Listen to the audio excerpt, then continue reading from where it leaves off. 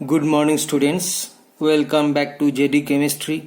আজকে আমরা class 12-এর solution চ্যাপ্টারের লাস্ট পার্ট অর্থাৎ পার্ট 7-এ এসেছি, যেখানে একটি গুরুত্বপূর্ণ টপিক নিয়ে আজকে আলোচনা করব। সেটি হচ্ছে অ্যাবনর্মাল কলিগেটিভ প্রপার্টি বা অস্বাভাবিক সংখ্যাগত ধর্ম এবং ভ্যান্ট অফ ফ্যাক্টর। এটি অত্যন্ত গুরুত্বপূর্ণ একটি টপিক, যেটা বিশেষ করে এইচএসের জন্য তো বটেই, সঙ্গে নিট বা জেইর জন্য প্রচণ্ড ইম্পর্টেন্ট।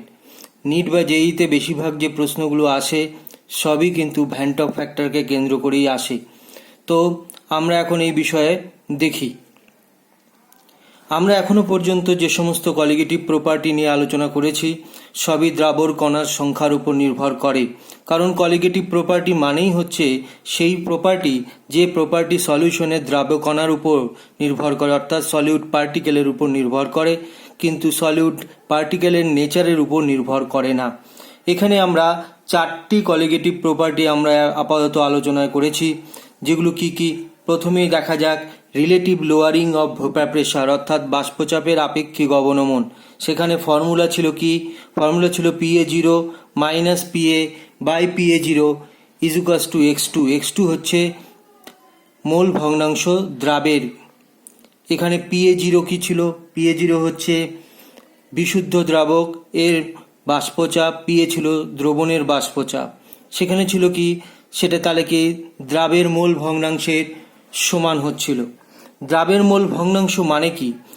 দ্রাবের মোল সংখ্যা বাই দ্রাবকের মোল সংখ্যা প্লাস দ্রাবের মোল সংখ্যা N2 মোট মোল ভগ্নাংশ। তাহলে আমরা দেখতে পাচ্ছি কি N2 by N1 plus N2 এর সমান হচ্ছে, আমরা দেখছি x2-র মানটি। অর্থাৎ প্রকৃতপক্ষে বলতে গেলে বলতে হয় যে বাষ্পচাপের আপেক্ষিক অবনমন দ্রাবের মোল সংখ্যা মানে একটি সংখ্যার উপর নির্ভরশীল একটি ধর্ম, তাই এটাকে আমরা কলিগেটিভ প্রপার্টি বলছি। তাহলে আমরা দ্বিতীয় যে কলিগেটিভ প্রপার্টি সম্পর্কে দেখেছিলাম, সেখানে দেখেছিলাম এলিভেশন অফ বয়েলিং পয়েন্ট, অর্থাৎ স্ফুটনাঙ্কের উন্নয়ন একটি কলিগেটিভ প্রপার্টি।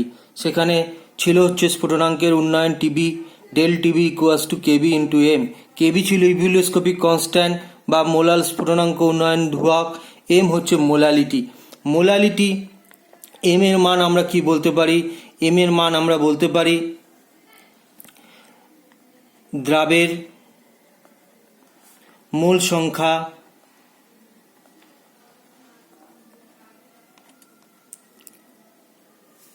বিশুদ্ধ দ্রাবকের, এটা কিন্তু দ্রাবকের ওজন ইন কেজিতে যে ওজন, তার মানে দেখা যাচ্ছে কি এটাও কিন্তু দ্রাবের মোল সংখ্যার উপর নির্ভরশীল একটি ধর্ম। আমার বলার বক্তব্য এটাই যে এলিভেশন অফ বয়েলিং পয়েন্টও একটি কলিগেটিভ প্রপার্টি, কারণ সেটা সলিউট পার্টিকেলসের সংখ্যার উপর নির্ভরশীল একটি ধর্ম। কারণ মোলালিটি হচ্ছে number of moles of solute by weight of the solvent, তার মানে ইন কেজি, তার মানে এটা number of moles of solute particle মানে নাম্বার অফ মোলস মানেই সংখ্যার উপর নির্ভরশীল একটি ধর্ম। তাহলে আমরা এলিভেশন অফ বয়েলিং পয়েন্টেও দেখলাম যে এটাও একটা কলিগেটিভ প্রপার্টি, যেখানে সেটাও মোল সংখ্যার উপর নির্ভরশীল একটি রাশি, দ্রাবের কণার সংখ্যার উপর নির্ভর করে। তেমনি ডিপ্রেশন অফ ফ্রিজিং পয়েন্ট, হিমাঙ্কের অবনমন, এটার ফর্মুলা ছিল del TF equals to KF into M. এমও এখানে আমরা জানি হচ্ছে কি, একটু আগেই দেখলাম যে এম মানে মোলালিটি মানে দ্রাবের মোল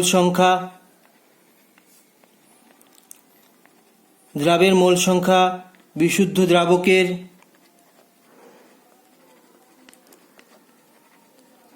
ওজন, কিন্তু সেটা অবশ্যই কেজিতে থাকবে। তাহলে এক্ষেত্রেও দেখা যাচ্ছে যে হিমাঙ্কের অবনমনও কিন্তু একটি কলিগেটিভ প্রপার্টি, কারণ সেটা দ্রাবের মোল সংখ্যা মানে সংখ্যার উপর নির্ভরশীল একটি ধর্ম। তাহলে 3টা আমরা কলিগেটিভ প্রপার্টি দেখলাম। প্রতি ক্ষেত্রেই দেখা যাচ্ছে যে কলিগেটিভ প্রপার্টিগুলি দ্রাবের মোল সংখ্যার উপর নির্ভর করছে।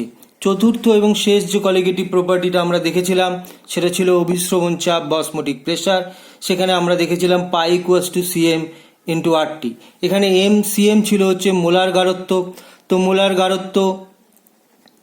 মোলার গারত্ব বলতে আমরা কি বুঝি? গারত্ব বলতে বুঝি দ্রাবের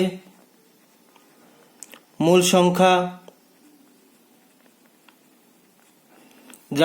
সংখ্যা বাই দ্রবণের আয়তন ইন লিটারের মধ্যে এখানে দ্রবণের আয়তন কত সেটাই ছিল তার মোলার গারত্ব, অর্থাৎ প্রতি লিটার দ্রবণে কত মোল দ্রবীভূত আছে। মোল সংখ্যা মানে এটাও তো একটি সংখ্যাই, সুতরাং অসমোটিক প্রেসারও একটি কলিগেটিভ প্রপার্টি। তাহলে আমরা এখান থেকে বলতে পারি যে এই সবগুলি কলিগেটিভ প্রপার্টির ক্ষেত্রে এই সলিউটগুলি যে নেচারের আমরা ধরে নিয়ে ক্যালকুলেশনগুলো করেছিলাম সেগুলো কি? সলিউটকে অবশ্যই নন ভোলাটাইল হতে লাগবে, নন ইলেকট্রোলাইট হতে লাগবে, নন অ্যাসোসিয়েটেড হতে লাগবে, অর্থাৎ অনুদ্বায়ী, অতড়িৎ বিশ্লেষ্য এবং অসংযোজী প্রকৃতির হতে লাগবে, যেমন ইউরিয়া, গ্লুকোজ, সুক্রোজ ইত্যাদি। এদেরকে অর্থাৎ ইউরিয়া, গ্লুকোজকে যদি আমরা সলভেন্টে দ্রবীভূত করলে এদের মোল সংখ্যা বা কণার সংখ্যার কিন্তু কোনো রকম পরিবর্তন ঘটে না। তাই এই ধরনের কলিগেটিভ প্রপার্টিগুলো আছে যেখানে সলিউট পার্টিকেলকে সলিউশনের মধ্যে ডোবানোর ফলে বা দ্রবীভূত করার ফলে তাদের মোল সংখ্যার কোনো পরিবর্তন ঘটে না। অর্থাৎ 1 মোল ইউরিয়াকে যদি কোনো জলে দ্রবীভূত করা হয় সেটা ডিজলভ হয়ে 1 মোল ইউরিয়াই সলিউশনের মধ্যে থাকবে। তাহলে এই ধরনের যে কলিগেটিভ প্রপার্টি যেগুলো আগে আলোচনায় গেল সবগুলোকেই আমরা দেখছি কি, সেক্ষেত্রে আমরা একটা জিনিস দেখতে পারি যে আমাদের observe colligative property calculated colligative প্রপার্টির সমান হয়। অর্থাৎ আমাদের পরীক্ষালব্ধ অবজার্ভ মানে যেটা আমরা পরীক্ষা করে পেয়েছি যে কলিগেটিভ প্রপার্টি, আর তাত্ত্বিক গণনার মাধ্যমে বা ক্যালকুলেশনের মাধ্যমে যে কলিগেটিভ প্রপার্টি পাওয়া যায় সেটা কিন্তু সমান। অর্থাৎ এখানে অবজার্ভ কলিগেটিভ প্রপার্টি, এটা খুব important, is equal to calculated colligative property.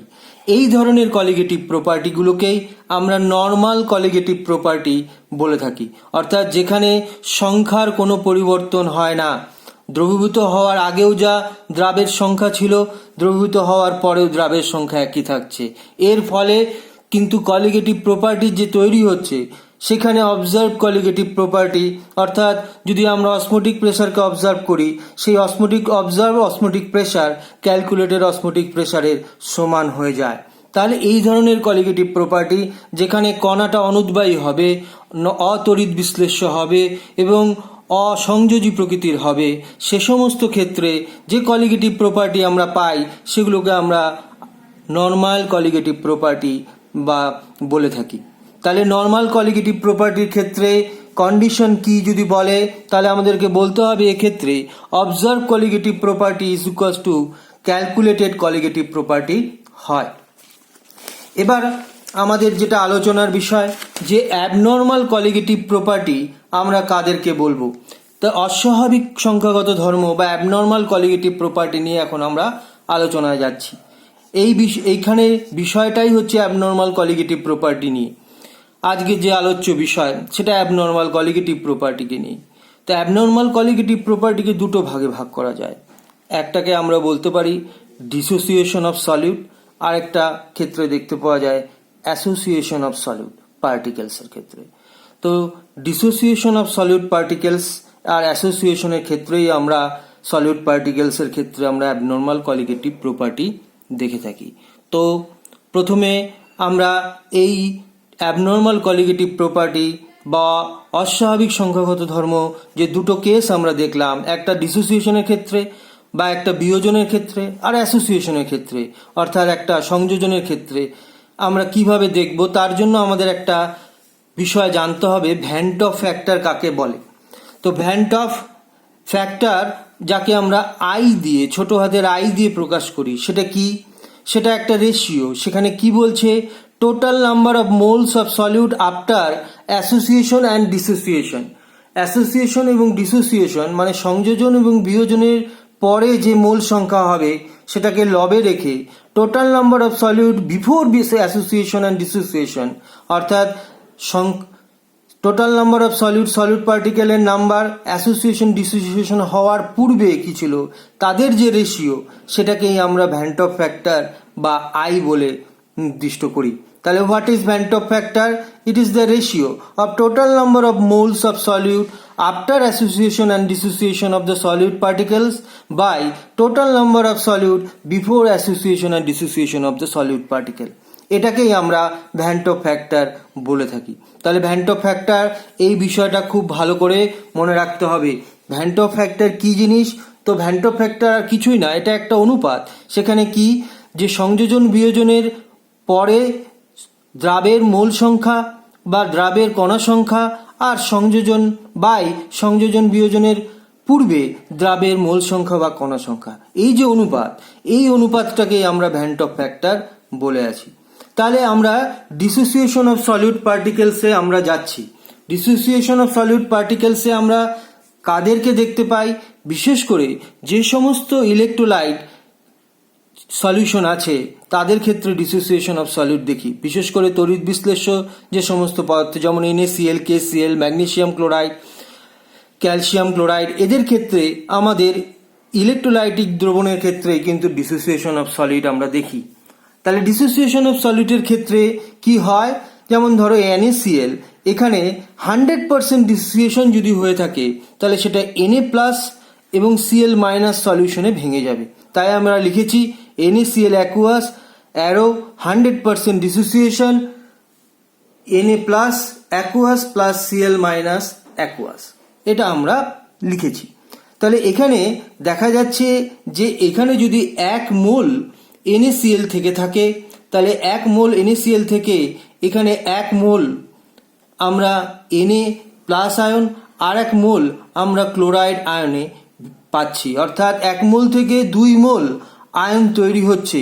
এখানে আমরা কলিগেটিভ প্রপার্টি তো সংখ্যার উপর নির্ভরশীল একটি রাশি, সুতরাং আমরা বলতে পারি এখানে কলিগেটিভ প্রপার্টি যেহেতু সংখ্যা বেড়ে যাচ্ছে, মোল সংখ্যা 1 থেকে 2 পরিণত হচ্ছে, তাহলে কলিগেটিভ প্রপার্টি যেটা অবজার্ভ করব আমরা সেটা ক্যালকুলেটেড ভ্যালু থেকেও বেশি হবে। অর্থাৎ এখানে যে ভ্যান্ট অফ ফ্যাক্টরের মানটা আমরা পাবো, যেটা বলা হয়েছিল যে অ্যাসোসিয়েশন বা ডিসোসিয়েশনের পরে যে নাম্বার অফ পার্টিকেলস থাকবে সেই সংখ্যাটা অ্যাসোসিয়েশন এবং ডিসোসিয়েশনের পরে আগে যে নাম্বার থাকবে তার থেকে বেশি হবে। অর্থাৎ এখানে ভ্যান্ট অফ ফ্যাক্টরের মান আই এর মান কিন্তু গ্রেটার দেন অবশ্যই 1 হবে, কারণ এখানে লবের মানটা কিন্তু হরের থেকে বেশি হচ্ছে। সুতরাং আমরা বলতে পারি 1 মোল থেকে 2 মোল তৈরি হচ্ছে। তাহলে এক্ষেত্রে vent Hoff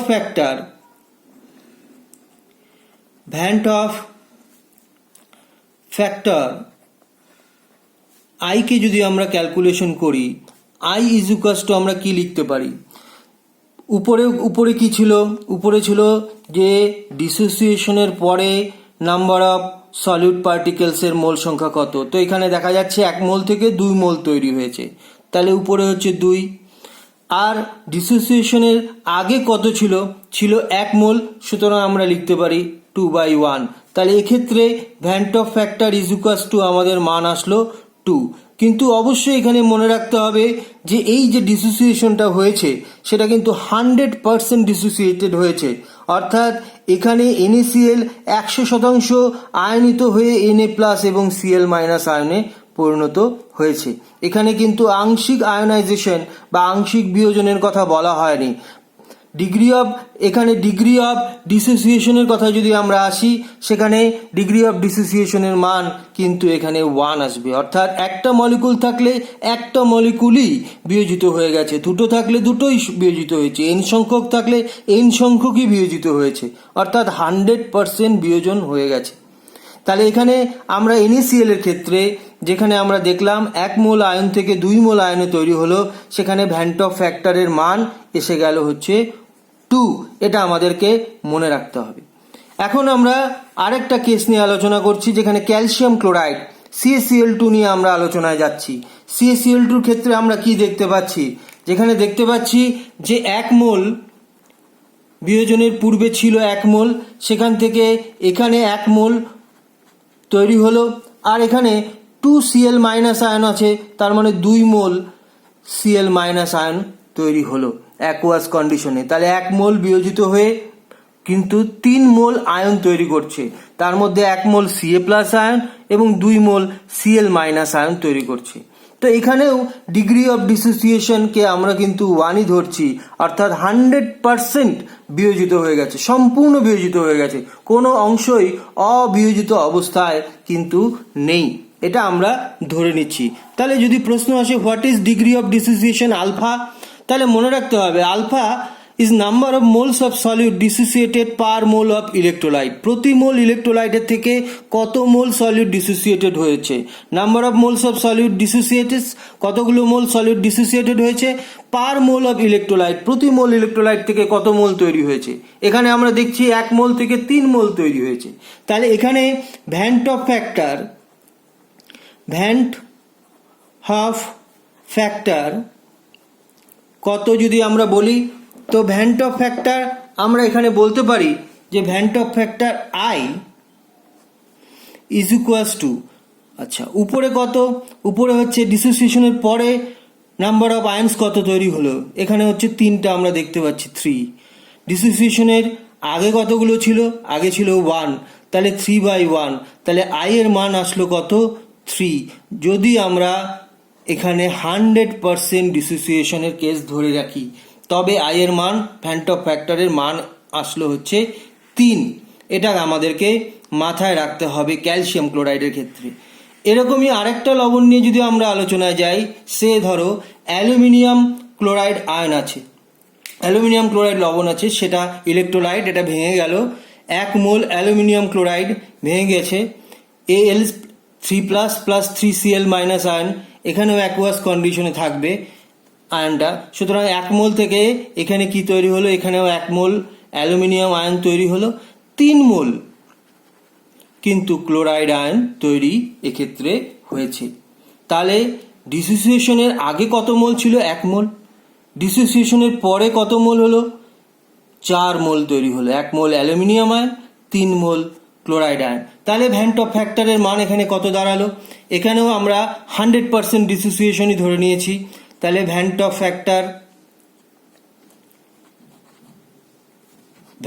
factor I is equals two, আমরা বলতে পারি কি, উপরে কত মোল বিয়োজিত হয়েছে, তাহলে আমরা বলতে পারি 4 মোল বিয়োজিত হয়েছে, আউট অফ কত মোল, 1 মোল আগে ছিল বিয়োজনের আগে, তাহলে এখানে আই এর মান গিয়ে দাঁড়ালো হচ্ছে 4। তাহলে অ্যালুমিনিয়াম ক্লোরাইড এই লবণটির ক্ষেত্রে বা এই ইলেকট্রোলাইটটির ক্ষেত্রে ভ্যান্ট অফ ফ্যাক্টরের মান গিয়ে দাঁড়ালো হচ্ছে 4।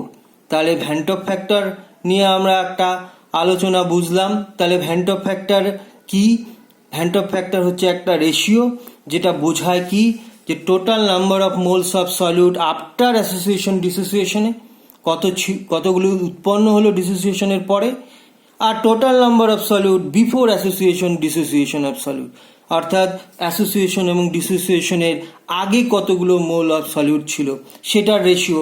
আমরা টেকনিক্যালি 3টাকে আমরা অবজার্ভ করলাম, প্রথমে NaCl একটা অবজার্ভ করলাম, তারপরে ক্যালসিয়াম ক্লোরাইডকে অবজার্ভ করলাম, তারপরে অ্যালুমিনিয়াম ক্লোরাইডকেও আমরা অবজার্ভ করলাম। তাহলে আমরা দেখলাম নাম্বার অফ আয়ন্স যতগুলো করে তৈরি হচ্ছে সেই মানটাই কিন্তু তাদের ভ্যান্ট অফ ফ্যাক্টরের মানের সমান হচ্ছে। তাহলে আই, এখানে 2টো আয়ন তৈরি হয়েছে তাই আই মান 2, এখানে 3টি আয়ন তৈরি হয়েছে তাই আই মান 3, এখানে 4টি আয়ন তৈরি হয়েছে তাই আয়ের মান কিন্তু 4 এসে গেছে। কিন্তু এখন এরকমও অনেক কেস আছে যেখানে ডিগ্রি অফ ডিসোসিয়েশনের মান 1 হয় না, অর্থাৎ 100% ডিসোসিয়েশন যদি না হয় তাহলে কি কেস হবে, তাহলে কি আমরা ভ্যান্ট অফ ফ্যাক্টরের মান বের করতে পারবো না? তো অবশ্যই বের করতে পারবো, সেটা সম্পর্কে এখন আমরা দেখব যে ভ্যান্ট অফ ফ্যাক্টরের মান কিভাবে বার করি। এমনি আমরা দেখেছি কেস 1 NaCl যে ইলেকট্রোলাইটটা নিয়ে আলোচনা করছিলাম সেটাকে আমরা এখানে রিভার্সিবল চিহ্ন দিয়েছি, তার মানে হচ্ছে সম্পূর্ণ বিয়োজিত হয়নি, কিছু আয়ন ভেঙে গেছে Na+Cl মাইনাস আয়নে, এরা আবার পরস্পর বিক্রিয়া করে আবার পিছনের দিকে NaCl তৈরি করেছে, অর্থাৎ এখানে একটা সাম্য বিরাজ করছে, অবিয়োজিত অণু এবং বিয়োজিত আয়নের মধ্যে একটি সাম্য অবস্থা বর্তমান। তাহলে এই ক্ষেত্রে আমরা বলতে পারি the electrolyte is partially dissociated বা পার্শিয়ালি আয়োনাইজড। তাহলে এক্ষেত্রে ডিগ্রি অফ আয়োনাইজেশন অথবা degree of dissociation alpha is not equals to 1। এখানে আলফার মান কিন্তু 1 নয়। তো আমরা এখানে ধরে নিচ্ছি প্রারম্ভিক অবস্থায় এখানে NaCl কত ছিল, 1 মোল ছিল। এরা তখনও তৈরি হয়নি, 0 তখন ছিল। সাম্য অবস্থায় যে পৌঁছালো, এখানে ডিগ্রি অফ আয়োনাইজেশন বা ডিগ্রি অফ ডিসোসিয়েশন কত, আলফা ধরে নিলাম, আলফা। তাহলে রয়ে গেল কত সাম্য অবস্থায়, 1 ছিল, আলফা মোল ভেঙে গেল, অর্থাৎ পড়ে রইল হচ্ছে ইকুইলিব্রিয়াম মিক্সচারে 1 মাইনাস আলফা। 1 মোল ভাঙলে 1 মোল Na আয়ন, 1 মোল Cl মাইনাস আয়ন তৈরি হয়। তাহলে আলফা মোল যদি ভেঙে যায় তাহলে আলফা মোল Na আয়ন, আলফা মোল Cl মাইনাস আয়ন কিন্তু তৈরি হবে। তাহলে এখানে আমরা এখন যদি ভ্যান্ট অফ ফ্যাক্টরকে যদি আমরা দেখি, আই দিয়ে যদি আমরা ডিনোট করি, তাহলে আমরা কি বলতে পারি, উপরে থাকবে total number of moles of solute after dissociation. After ডিসোসিয়েশনে কে কে আছে, সাম্য অবস্থায় কিন্তু এরা দুটো নেই, এও আছে, অর্থাৎ NaClও আছে, Na আয়নও আছে, Na প্লাসও আছে, Cl মাইনাসও আছে। টোটালটা আমাকে যোগ করতে হবে উপরে। তাহলে উপরে আসলো কি 1 minus alpha plus alpha plus alpha. তাহলে এটা আমাদের মান দাঁড়ালো হচ্ছে আফটার ডিসোসিয়েশনে এত। বিফোরে কত ছিল, বিফোরে তো একটাই ছিল, ডিসোসিয়েশন হওয়ার আগে একটাই ছিল। তাহলে এখানে এর মানটা কত আসলো, এখানে আলফা আলফা কেটে গেল, তাহলে আলফা আলফা ক্যান্সেল আউট হয়ে গেল, তাহলে থাকলো হচ্ছে 1 প্লাস আলফা। তাহলে এখান থেকে ভ্যান্ট অফ ফ্যাক্টরের মান I equals to 1 plus alpha এসে গেছে। এখন আমরা আগে যেটা শিখেছিলাম, যদি NaCl 100% বিয়োজিত হতো তখন আমরা ট্যালি করে দেখি তো উত্তরটা 2 আসে কিনা। যদি 100% ডিসোসিয়েশন বা আয়োনাইজেশন হতো, যদি 100% আয়োনাইজেশন হতো তাহলে কি হতো, আলফাকে আমরা কত ধরতাম, 1 ধরতাম, তাই কি না। 100% হলে একটার থেকে একটাই বিয়োজিত হয়ে গেছে, সুতরাং আমরা 1ই ধরবো। তাহলে ভ্যান্ট অফ ফ্যাক্টর আই এর মান কত দাঁড়ালো, 1 প্লাস 1, আলফার মান 1। এই ইকুয়েশনটার থেকে এখানে আমরা দেখতে পারি 1 প্লাস 1 তার মানে 2 আসলো, যেটা আমরা আগেই ক্যালকুলেশন করে আমরা বের করেছিলাম যে NaCl এর ক্ষেত্রে ভ্যান্ট অফ ফ্যাক্টর আই এর মান 2ই আসে যদি 100% বিয়োজিত হয়। তাহলে পার্শিয়ালি বিয়োজিত হলে মান 1 প্লাস আলফা। এই যে ইকুয়েশনটা আমরা প্রতিষ্ঠা করলাম সেটা কিন্তু 100% কারেক্ট। এই ইকুয়েশনটা কারেক্ট আসলো কারণ আমরা 100% যদি এটা 100% আয়নিত হতো তাহলে এর মানটা 2ই আসতো, যেটা মিলে গেল আমরা আগের আলোচনার সঙ্গে। তাহলে এখান থেকে আমরা দেখলাম যে আংশিকভাবে বিয়োজিত হলেও সেক্ষেত্রেও কিন্তু আমরা ভ্যান্ট অফ ফ্যাক্টরের মান বের করে নিয়ে আসতে পারি। এখন আমরা আরেকটি লবণ নিয়ে আলোচনায় যাচ্ছি, যেটা হচ্ছে calcium chloride. Calcium chloride initially ছিল হচ্ছে 1 মোল ক্যালসিয়াম ক্লোরাইড ছিল, তখনও কিন্তু ক্যালসিয়াম এবং ক্লোরাইড আয়ন তৈরি হয়নি। কিন্তু ক্যালসিয়াম ক্লোরাইড ভেঙে গেলে এটা কিন্তু আংশিকভাবে বিয়োজিত হয়েছে, কারণ সেজন্য রিভার্সিবল চিহ্নটা এখানে দেওয়া হয়েছে। রিভার্সিবল চিহ্ন দেওয়ার অর্থই হচ্ছে এটা আংশিকভাবে বিয়োজিত হয়েছে, 100% বিয়োজিত হয়নি। এখানে ক্যালসিয়াম ক্লোরাইড বিয়োজিত হয়ে কি আয়ন তৈরি করেছে, Ca+2 ion plus 2Cl minus ion তৈরি হয়েছে। এবং এখানে যদি ডিগ্রি অফ ডিসোসিয়েশন আলফা হয় তাহলে রয়ে গেল কত, 1 মাইনাস আলফা। আগের মতনই আমাদের ব্যাপারটা আসলো। তাহলে 1 মোল থেকে 1 মোল ক্যালসিয়াম আয়ন পাওয়া যায়। আমরা স্টয়চিওমেট্রিক কোএফিসিয়েন্ট থেকে বলতে পারি 1 মোল বিয়োজিত হলে 1 mole calcium ion 2 mole chloride ion উৎপন্ন করে। তাহলে আলফা মোল বিয়োজিত হয়ে alpha mole calcium ion 2 alpha mole আমরা ক্লোরাইড আয়ন আমরা পাবো। তাহলে আলফা মোল ক্যালসিয়াম আয়ন পেলাম আমরা, 2 আলফা মোল কিন্তু ক্লোরাইড আয়ন পেলাম আমরা স্টয়চিওমেট্রিক কোএফিসিয়েন্ট থেকে বলতে পারি। তাহলে আমরা বলতে পারি ভ্যান্ট অফ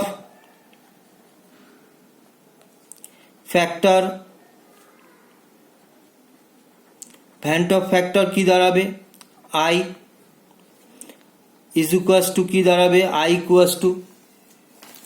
ইকুয়ালস টু আমাদের আগে কত ছিল আর পরে কত। আগে কত ছিল আমরা কি বের করেছিলাম, আগে কত ছিল, সরি উপরে থাকবে হচ্ছে ডিসোসিয়েশনের পরে কতগুলো হলো, তার মানে এখানে ক্যালসিয়াম ক্লোরাইডও থাকবে, আর হচ্ছে ক্যালসিয়াম আয়নও থাকবে, ক্লোরাইড আয়নও থাকবে। তাহলে উপরে আমরা লিখতে পারি 1 মাইনাস আলফা প্লাস 2 আলফা। আর পূর্বে কত ছিল, পূর্বে ছিল 1, একটার থেকেই বিয়োজিত হয়েছে। তাহলে আমরা এখানে কেটে দিতে পারি, আলফা আলফা ক্যান্সেল আউট, তাহলে রয়ে গেল কত 1 প্লাস 2 আলফা। এই হচ্ছে আমাদের ভ্যান টপ ফ্যাক্টরের মান যদি আংশিক বিয়োজিত হয় হিসাবে আমরা ধরি 1 প্লাস 2 আলফা। তাহলে ইফ 100% বিয়োজন যদি হতো, আমরা আগের সঙ্গে উত্তর মিলাই যে এখানে 3 আসে কিনা, তাহলে আমাদের 100% যদি আয়োনাইজেশন হতো, তাহলে আমাদের আলফার মান কত আসতো 1। তাহলে এখানে ভ্যান টপ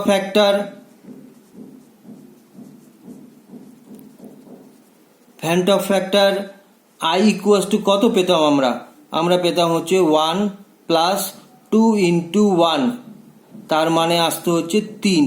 তাহলে আই ইকুয়াস টু 3 আমাদের প্রমাণিত হয়ে গেল, যেটা আমরা পূর্বে প্রমাণিত করেছিলাম। তাহলে আমাদের যে ডেরিভেশনটা আমরা করলাম সেটা একদমই ঠিক আছে, সেটা কোনো ভুল নেই। তাহলে ক্যালসিয়াম ক্লোরাইডের ক্ষেত্রে আংশিক বিয়োজিত হলে তার ফর্মুলা হবে 1 প্লাস 2 আলফা।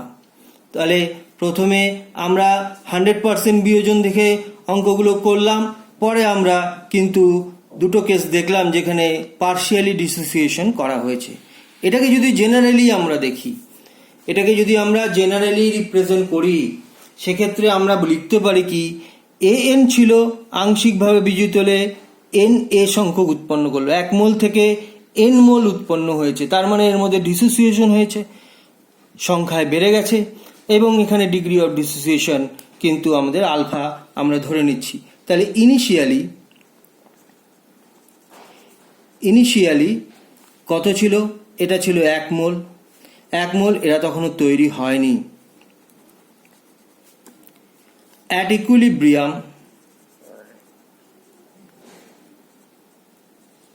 ইকুইলিব্রিয়ামে যখন পৌঁছালো তখন আলফা হচ্ছে তার ডিগ্রি অফ ডিসোসিয়েশন, সুতরাং পড়ে থাকলো হচ্ছে 1 মাইনাস আলফা, এত মোল পড়ে আছে। কত মোল তাহলে তৈরি হবে, তাহলে এন আলফা মোল তৈরি হলো, কারণ একটার থেকে এন সংখ্যক তৈরি হয়, তার আলফার থেকে এন আলফা তৈরি হবে, তাহলে এন আলফা মোল তৈরি হলো। তাহলে এখান থেকে আমরা ভ্যান টপ ফ্যাক্টর এবার বার করতে পারি। Van Hoff factor I equals to আমরা কি লিখতে পারি, আফটার ডিসোসিয়েশন কত মোল আমাদের তৈরি হয়েছে, তাহলে এটা আছে আর এটা আছে, তাহলে আমরা লিখতে পারি 1 minus alpha plus n alpha, এটা তৈরি হয়েছে। আর কত ছিল পূর্বে ছিল 1, তাহলে এটা আমরা ইকুয়েশন থেকে বলতেই পারি। সুতরাং আমরা এখান থেকে আই ইকুয়াস টু আমরা লিখতে পারি, এখানে 1 প্লাস আলফা কমন নিলাম, এন মাইনাস 1 বাই 1,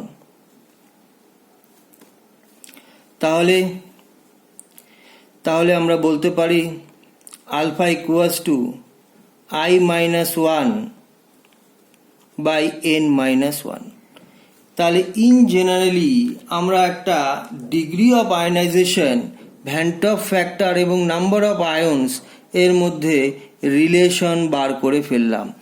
আলফা হচ্ছে ডিগ্রি অফ আয়নাইজেশন বা ডিগ্রি অফ ডিসোসিয়েশন, তাহলে alpha equals to i minus 1 by n minus 1 আমরা কিন্তু ডেরাইভ করে বের করে আনতে পারলাম খুব সুন্দরভাবে। আমরা কনসেপচুয়ালি দেখলাম জিনিসটা কিভাবে আসলো, বইয়ে ডাইরেক্টলি এই ফর্মুলাটা দেওয়া আছে, সেখানে আমরা কিভাবে আসলো সেটা আমরা প্রমাণ করে নিলাম যে alpha equals to i minus 1 by n minus 1। এটা আমাদেরকে মনে রাখতে হবে, দিস ইজ ভেরি ইম্পর্টেন্ট একটা ফর্মুলা। ডিসোসিয়েশনের ক্ষেত্রে degree of dissociation alpha equal to i minus 1 Van't Hoff factor minus 1 by n minus 1 number of ions -1, কতগুলো আয়নসে ভেঙে গেল সেটা -1। এটাকে আমাদের মনে রাখতে হবে, বা আমরা ইকুয়েশনে যেভাবে কনসেপচুয়ালি পড়লাম সেভাবে পড়েও আমরা কিন্তু বার করতে পারি।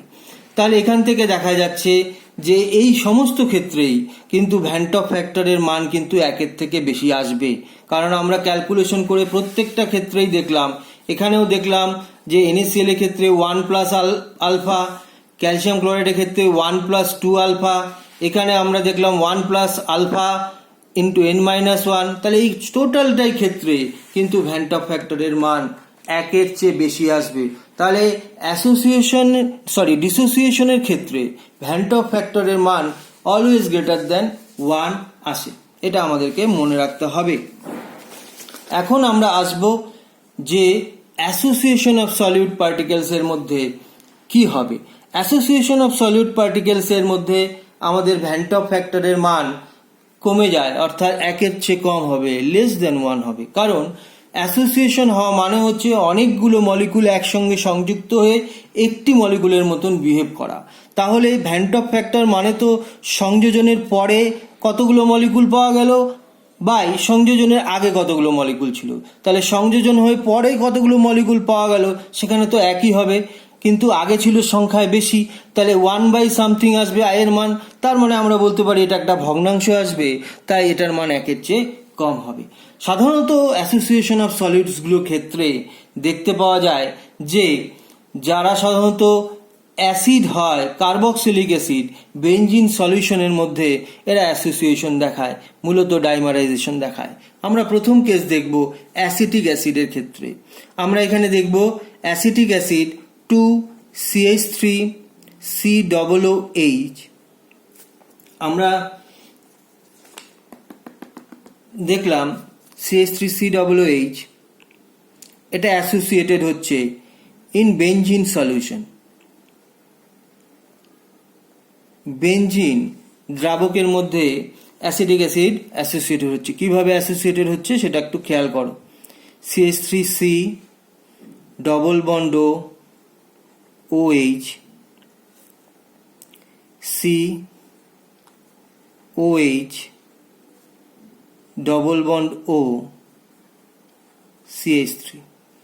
এই যে আমরা দেখতে পাচ্ছি যে এদের মধ্যে এইখানটায় একটা হাইড্রোজেন এবং এখানেও একটা হাইড্রোজেন বন্ধন তৈরি হয়েছে। This is H bond.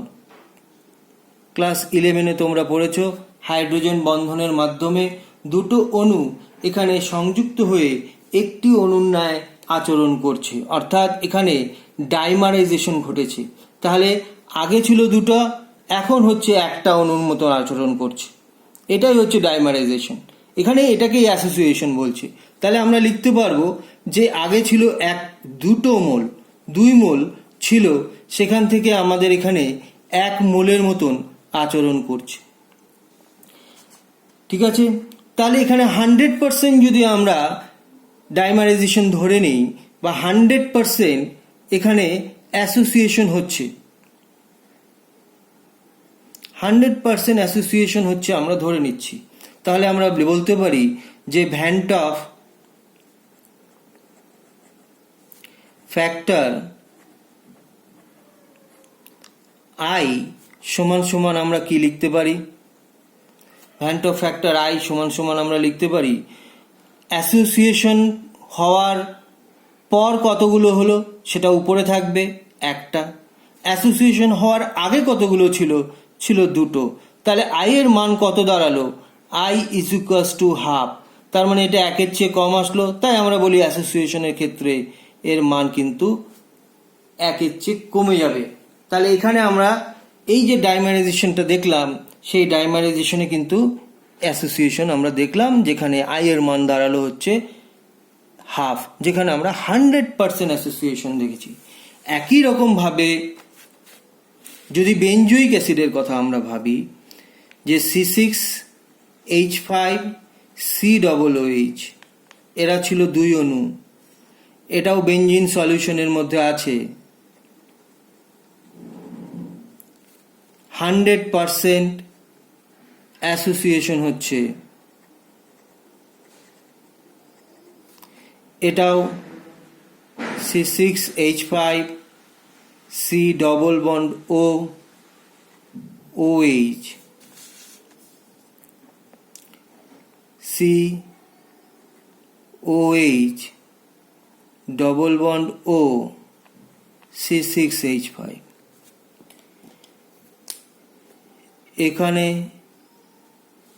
এখানে হাইড্রোজেন বন্ধনের মাধ্যমে এরা কিন্তু ডাইমারাইজেশনে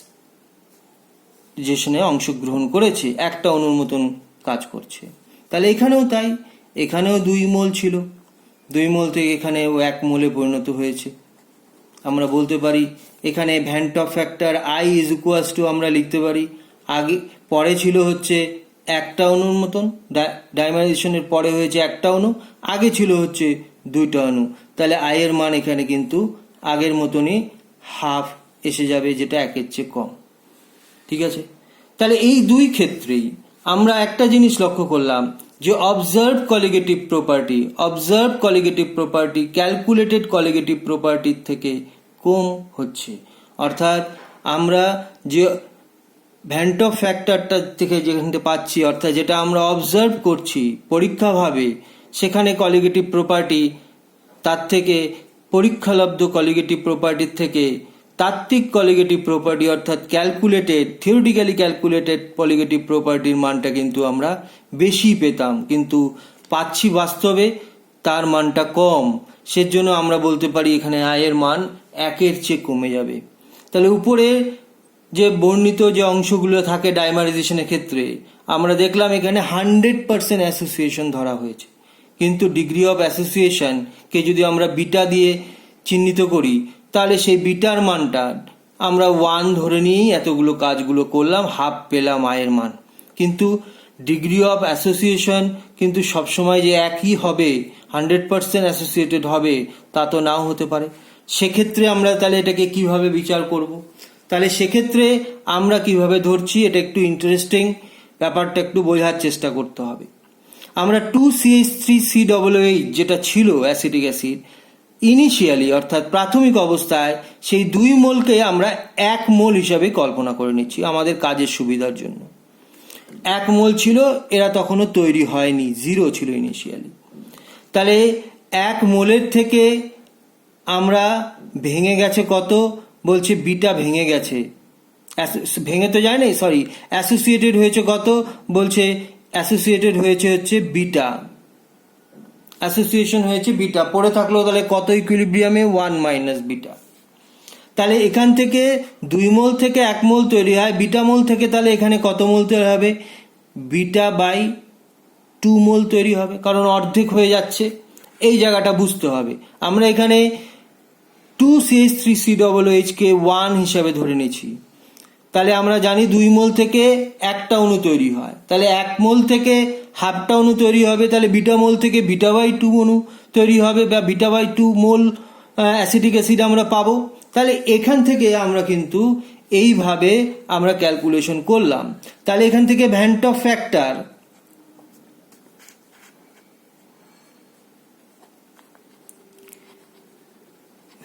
ফ্যাক্টর I ইকুয়ালস টু আমরা কি বলতে পারি, যে অ্যাসোসিয়েশনের পরে কতগুলো হলো, তাহলে 1 minus beta plus beta by 2, আগে কত ছিল, বলছে 1। এটা আমরা কাজের সুবিধার জন্য করে নিলাম। তাহলে এখান থেকে আমরা বলতে পারি কি, 1 মাইনাস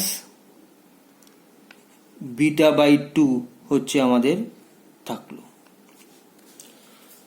তাহলে আমরা এখানে যদি এই ডাইমারাইজেশনের ক্ষেত্রে 100% অ্যাসোসিয়েশন ধরতাম, 100% অ্যাসোসিয়েশন ধরতাম, সেক্ষেত্রে বিটার মান কত আসতো, 1। তাহলে আমরা এখানে I এর মানটা ক্ষেত্রে আমরা বলতে পারি 1 মাইনাস বিটা বাই 2 ছিল, তাহলে মানে বিটার মান আমরা 1 বসিয়ে দিয়ে দেখি তো এটার মান হাফ আসে কিনা, তাহলে 1/2, তার মানে এর মান আসতেছে হাফ। অর্থাৎ I এর মান যে হাফ 100%-এ, সেটা তো আমরা আগেই দেখেছি। সুতরাং আমরা এখান থেকে বলতে পারি আমাদের ইকুয়েশনটা ঠিক আছে। অর্থাৎ আংশিকভাবে বিয়োজিত হলে I এর মান দাঁড়াবে হচ্ছে 1 মাইনাস বিটা বাই 2। এটা ডাইমারাইজেশনের ক্ষেত্রে। এরকমভাবেই যদি ট্রাইমারাইজেশন হয়, 3A মলিকুলস অ্যাসোসিয়েটেড হয়ে A3 মলিকুলের মতন বিহেভ করে, তাহলে কি হবে? এটা ট্রাইমারাইজেশন। 4টা হলে টেট্রামারাইজেশন, এরকমভাবে হতেই পারে। ট্রাইমারাইজেশনের ক্ষেত্রে ইনিশিয়ালি এটাকে আমরা 1 ধরে নিচ্ছি, এটুকুই খালি একটু সতর্কভাবে ধরে নিতে হবে, এটা তখনও তৈরি হয়নি। এখান থেকে বিটা মোল অ্যাসোসিয়েটেড হয়েছে, তাহলে পড়ে আছে 1 মাইনাস বিটা, আগের মতনই। তাহলে 1 থেকে 3 মোল থেকে 1 মোলে পরিণত হয়, বিটা মোল থেকে তাহলে পরিণত হবে বিটা বাই 3 মোল, 1/3 হয়ে যাবে যা থাকবে তার। তাহলে এখানে vent Hoff factor I equals to আমরা কি বলতে পারি? Vent Hoff factor I equals to আমরা এখানে বলতে পারি কতখানি অ্যাসোসিয়েশনের পরে হলো, তাহলে 1 minus beta plus beta by 3, এটা আমরা বলতে পারি 1 minus beta by beta by 3, এটা অ্যাসোসিয়েশনের ফলে তৈরি হলো। ঠিক আছে, বাই আগে কত ছিল? আগে ছিল হচ্ছে 1। এখন এখান থেকে আমাদের ইকুয়েশন সলভ করতে হবে। ইকুয়েশন সলভ করলে কত আসবে? 1 মাইনাস 2 বিটা বাই 3, এটা আসবে উত্তর। এখান থেকে গেল 3 বিটা মাইনাস বিটা মানে 2 বিটা বাই 3। তাহলে এখানে যদি আমরা 100% অ্যাসোসিয়েশন ধরতাম, 100% যদি অ্যাসোসিয়েশন হতো, তাহলে বিটার মান কত আসতো? বিটার মান 1 আসতো, বিটার মান 1 আসতো। আমরা বিটার মান 1 ধরে নিয়ে যদি ক্যালকুলেশন করতাম, সেক্ষেত্রে আয়ের মান কত পেতাম? আয়ের মান পেতাম 1 মাইনাস 2/3। তাহলে 2/3 মানে হচ্ছে কত? 1/3। তাহলে আয়ের মান 1/3 আসবে ট্রাইমারাইজেশনের ক্ষেত্রে, এটাই তো স্বাভাবিক। ট্রাইমারাইজেশনের ক্ষেত্রে আয়ের মান 1/3 চলে আসছে। তাহলে এটা হচ্ছে আমাদের কেস নাম্বার 2। আমরা আলোচনা করলাম ট্রাইমারাইজেশনের ক্ষেত্রে কিভাবে ভ্যান্ট অফ ফ্যাক্টর আয়ের মান আসে। আংশিকভাবে বিয়োজন করলে 1 মাইনাস 2 বিটা বাই 3, এটাকে 100% ধরলে 1/3 হিসাবে আমাদের কাছে আসবে। ইন জেনারেলি, তাহলে যদি আমরা এটাকে ইন জেনারেল ক্যালকুলেশনের মধ্যে ঢুকিয়ে দিই, তাহলে আমাদের এর মান কত আসবে? এনএ থেকে এন সংখ্যক অ্যাসোসিয়েটেড হচ্ছে, তাহলে আমরা বলতে পারি এনএ সংখ্যক ছিল, এন হয়ে গেল, একটাতে পরিণত হলো। তাহলে আমরা বলতে পারি ইনিশিয়ালি এটাকে আমরা 1 ধরে নিলাম, এটা তখনও তৈরি হয়নি। অ্যাট ইকুইলিব্রিয়াম এখান থেকে বিটা চলে গেল, একটু পড়ে থাকলো, এখানে কতখানি থাকলো? Beta by N.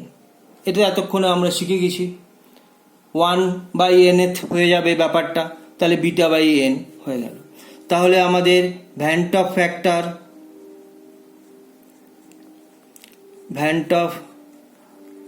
Factor I equals to আমরা কি বলতে পারি? আফটার অ্যাসোসিয়েশন কত? 1 minus beta plus beta by N, আর নিচে হচ্ছে 1। এটা হচ্ছে আমাদের মান এসে গেল হচ্ছে nth মলিকুলের ক্ষেত্রে। ঠিক আছে, তাহলে nth মলিকুলের ক্ষেত্রে এটা আসলে এখান থেকে আমাদের কমন নেই, 1 প্লাস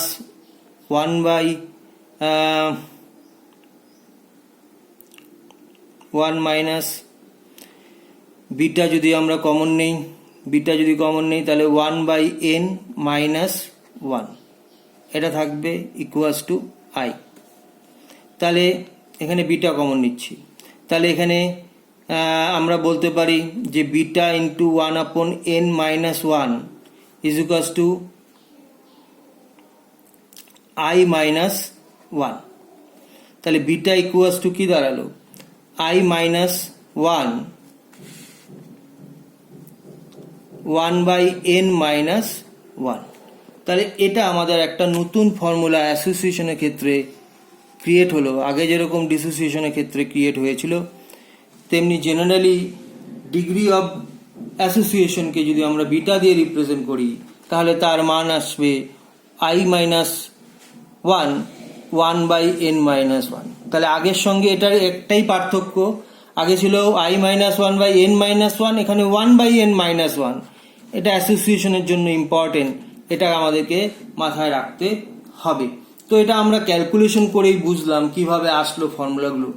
তাহলে আমরা এটা বলতে পারি যে আলোচিত যে কলিগেটিভ প্রপার্টিগুলো আমরা লিখতে পারি কি, ভ্যান্ট অফ ফ্যাক্টর আসলে কি, observe colligative property by calculated colligative property, অর্থাৎ যেটা আমরা অবজার্ভ করছি কলিগেটিভ প্রপার্টি, অর্থাৎ অ্যাসোসিয়েশন ডিসোসিয়েশন হওয়ার পরে যেটা হচ্ছে, বাই ক্যালকুলেটেড অর্থাৎ ডিসোসিয়েশন এবং অ্যাসোসিয়েশন হওয়ার আগে কি ছিল সেটাকে আমরা খুব সহজেই আমরা বলতে পারি, কারণ কলিগেটিভ প্রপার্টি মানেই হচ্ছে নাম্বার অফ মোলস, আর নাম্বার অফ মোলস যেহেতু চেঞ্জ হচ্ছে, সুতরাং ভ্যান্ট অফ ফ্যাক্টর মানে observe colligative property by calculated বা থিওরিটিক্যাল কলিগেটিভ প্রপার্টি আমরা বলতে পারি।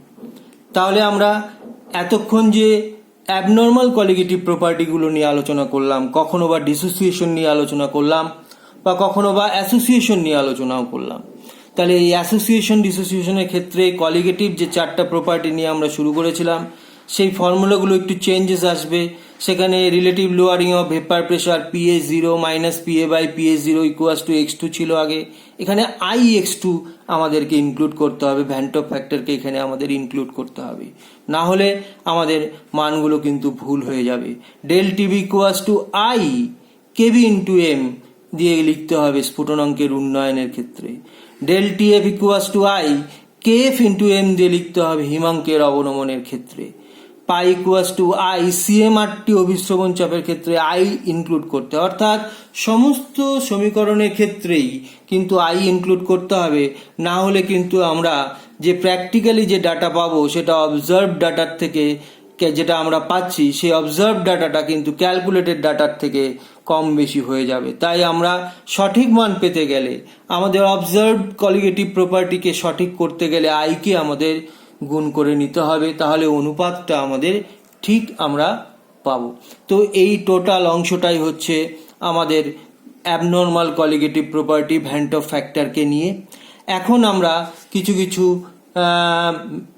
প্রবলেম নিয়ে আমরা আলোচনা করব, এই প্রবলেমগুলো নিয়ে আমাদের আগাবো। এখন দেখা যাক প্রথম যে প্রবলেমটা ছিল, AB2 এর একটি জলীয় দ্রবণের গাঢ়ত্ব দেওয়া আছে 0.1 মোলার, অর্থাৎ ডেসিমোলার একটি সলিউশন দেওয়া আছে।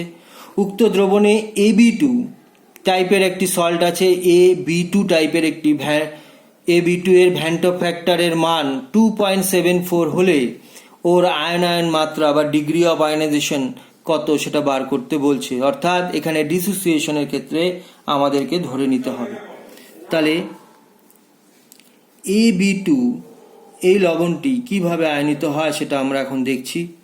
AB2 A2 plus plus 2 B minus এইভাবে আয়নিত হয়, অর্থাৎ এখানে আমরা সুন্দরভাবে দেখতে পাচ্ছি যে নাম্বার অফ আয়ন্স কতগুলো আমরা পেলাম।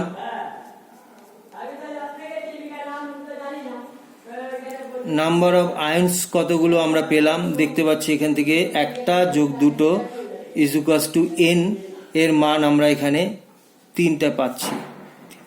আর কি এখানে ভ্যান্ট অফ ফ্যাক্টর I এর মান বলে দেওয়া আছে 2.74, এটাও দেওয়া আছে। এখানে ডিগ্রি অফ আয়নাইজেশন বা আলফার মান জানতে চাচ্ছে, আলফা ইকুয়ালস টু কত। তাহলে আমরা ফর্মুলা দিয়ে বলতে পারি যে ডিগ্রি অফ আয়নাইজেশন বা ডিগ্রি অফ ডিসোসিয়েশন যাই বলি না কেন, আলফা ইকুয়ালস টু আমরা কি লিখতে পারি, alpha equals to I-1 n-1, এটা আমরা বলতে পারি। তাহলে I এর মান এখানে দেওয়া আছে 2.74 মাইনাস 1, n এর মান কত, n এর মান হচ্ছে n এখানে কত 3 মাইনাস 1 2, তাহলে এর মান আসলো হচ্ছে 1.74 বাই 2।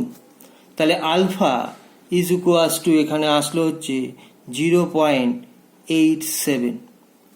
আলফার মান ডিগ্রি অফ আয়নাইজেশনের মান আমরা আসলো হচ্ছে 0.87, অর্থাৎ percentage of degree of ionisation যদি আমরা দেখি তাহলে আমরা বলতে পারি 87% শতকরা হারে সে বিয়োজিত হয়েছে। তাহলে জাস্ট ফর্মুলাটার মধ্যে পুট করলেই কিন্তু আমরা অ্যান্সারগুলো পেয়ে গেলাম। নেক্সট টপিকে আমরা আসছি আরেকটি অঙ্ক নিয়ে, খুব সোজাই অঙ্ক, যে NaBr একটি জলীয় দ্রবণ যার গাঢ়ত্ব 0.1 মোলার, উক্ত দ্রবণের 60% NaBr আয়নিত হয়েছে এবং ভ্যান টপ ফ্যাক্টরের মান বার করতে বলছে। তাহলে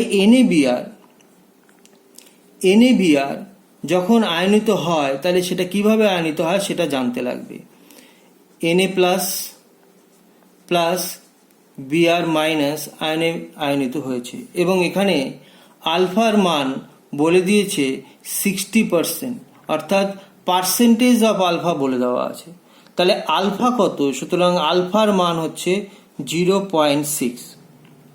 এটা আমাদেরকে বুঝতে হবে, আলফা হচ্ছে 0.6। ঠিক আছে, তো এখানে আর কি বলা আছে? ভ্যান টপ ফ্যাক্টরের মান বার করতে বলছে। আচ্ছা, এখানে n কত, অর্থাৎ কতগুলো নাম্বার অফ আয়নসে ভাঙছে? এখানে দুটো, সুতরাং n এর মান কিন্তু এখানে 2, এটা আমাদের জানা আছে। সুতরাং ডিগ্রি অফ আয়নাইজেশন ফর্মুলা বলছে alpha is equals to Van't Hoff factor I minus 1 n minus 1, এটা আমরা জানি। তাহলে আলফা এখানে বলে দেওয়া আছে 0.6, I এর মান আমাদের বার করতে হবে, I মাইনাস 1 রেখে দিলাম, n এর মান 2 মাইনাস 1 বসিয়ে দিলাম। সুতরাং আমাদের এর মানটা কত আসলো? I minus 1 is equals two 0.6 এর মানটা আসলো। সুতরাং I এর মান কত দাঁড়ালো? I এর মান দাঁড়ালো হচ্ছে 1 প্লাস 0.6, দ্যাট ইজ 1.6, এই মান আসলো I এর মান। এখান থেকে আমরা সুন্দরভাবে চেক করে দেখতে পারি, যেহেতু ডিগ্রি অফ ডিসোসিয়েশন হয়েছে, সুতরাং আমরা বলতে পারি I এর মান 1 এর চেয়ে বেশি আসবে এবং আমাদের মান 1 এর চেয়ে বেশি আসলো। সুতরাং আমাদের ক্যালকুলেশন ঠিকই আছে, ধরে নেওয়া যেতে পারে। তাহলে এটা হচ্ছে একটা সহজ অঙ্ক, এভাবে আমরা কিন্তু জিনিসটাকে ভেঙে নিতে পারি। আমরা থার্ড অঙ্কে আসছি। থার্ড অঙ্ক কি বলেছে? 300 কেলভিন উষ্ণতায় K4FeCN6, এটা একটা জটিল লবণ, এর ডেসিমোলার দ্রবণে লবণটি 50% আয়নিত হয়। লবণটি 50% আয়নিত হয়, 50% আয়নিত হয়। দ্রবণটির অভিস্রবণ চাপ কত নির্ণয় করতে বলেছে।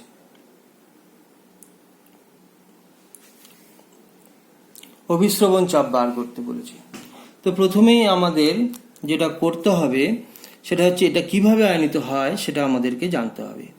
যে K4FeCN6 এটি আয়নিত হয় কিভাবে? 4K প্লাস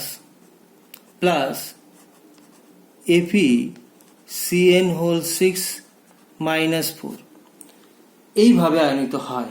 এখান থেকে আমাদেরকে এই আয়নাইজেশনে যে ভেতরের অংশটা হচ্ছে জটিল আয়ন হিসাবে FeCN6, এটা কিন্তু আবার আংশিকভাবে ভাঙে না, এটা জোটবদ্ধ বা পুঞ্জীভূত আয়ন হিসেবে, কমপ্লেক্স আয়ন হিসেবে থেকে যায়।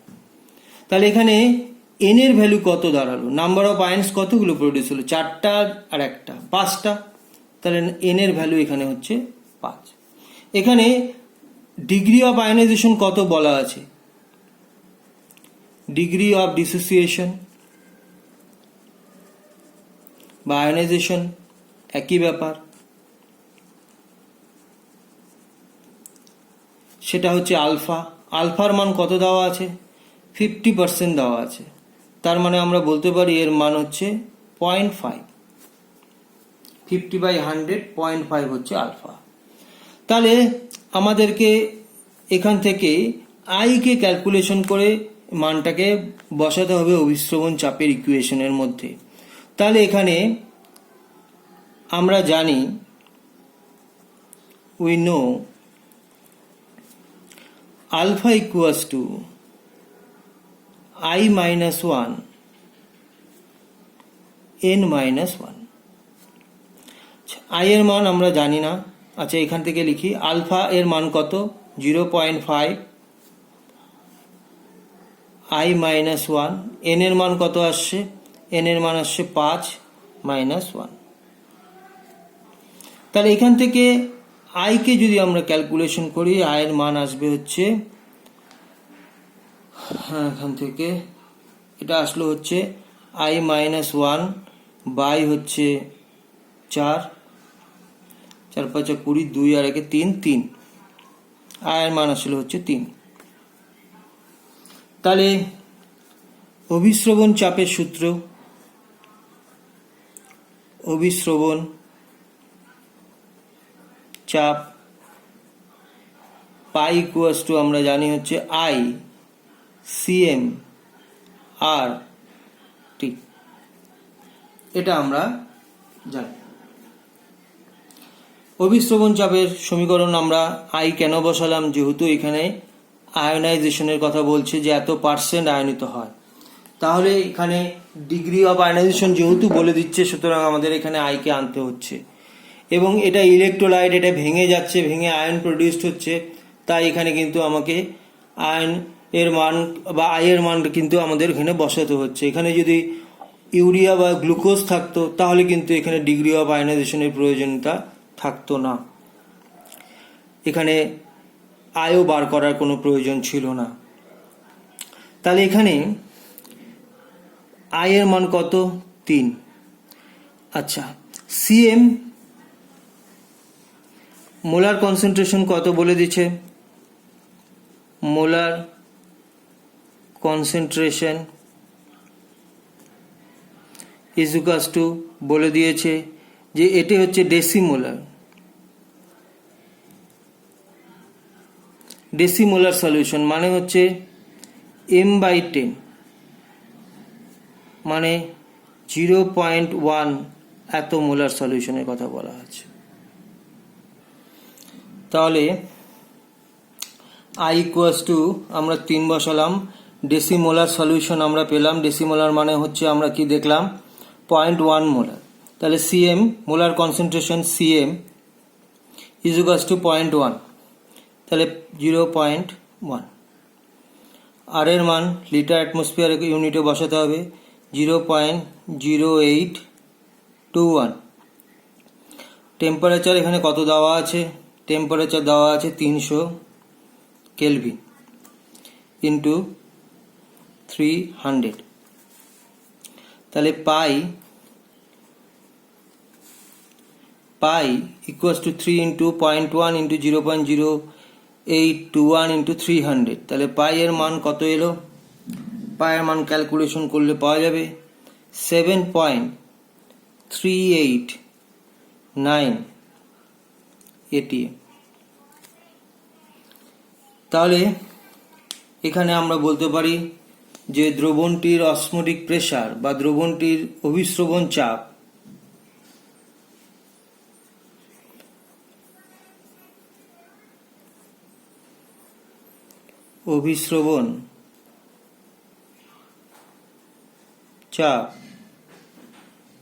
সমান সমান 7.389 atm। এটা আমাদেরকে উত্তর।